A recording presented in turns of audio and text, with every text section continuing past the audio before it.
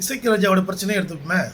அவருடைய டிஃபென்ஸ் அவர் என்ன சொல்கிறாரு, என்னை அடி பின்னிட்டானுங்க, என் மீது வந்து ஒரு கொலை வெறி தாக்குதல் நடத்தப்பட்டது, அதுக்காக என் உயிரை காப்பாற்றுறது தான் நான் எடுத்து சுட்டேன் அப்படின்னு அவர் சொல்கிறார். அப்போது போலீஸ் ஆஃபீஸர்ஸ்லாம் வந்து எங்கேயாவது ரெய்டு போகிறதுக்கோ இல்லை ஒரு குற்றவாளி பிடிக்க போகும்போதோ நாங்கள் வந்து போலீஸ் ஸ்டாண்டிங் ஆர்டர்ஸ் தான் நாங்கள் வந்து மெயின்டைன் பண்ணோமோ. போலீஸ் ஸ்டாண்டிங் ஆர்டர்ஸ் படி நீ அதை வந்து லோட் பண்ணக்கூடாது.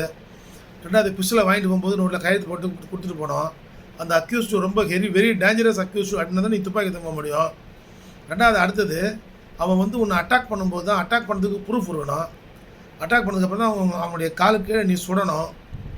வேறு எங்கேயாவது சுட்டினா நீ வந்து மர்டர் கேஸ் சார்ஜஸ் வந்து நீ ஃபேஸ் பண்ண வேண்டியது இருக்கும்.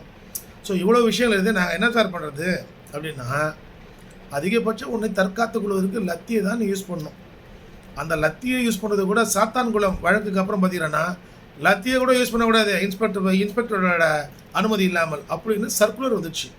ஸோ குற்றவாளிகளே வந்து இது என்ன எதெல்லாம் பாதிக்கும்னா, நல்ல போலீஸ்காரன் வந்து ஒரு விஷயத்தை அடித்து ஒரு விஷயத்தை கொண்டு வர விஷயம் கூட இதுமாரி இது யாரும் செய்ய மாட்டாங்க. செய்யாமல் இருப்பது நல்லது. அப்படின்னா சில முக்கியமான குற்றவாளிகளில் மோசமான குற்றவாளிகள் வந்து எப்படி வந்து உண்மையை வர வைப்பது என்பது $1,000,000 கேள்விக்குறி தான்.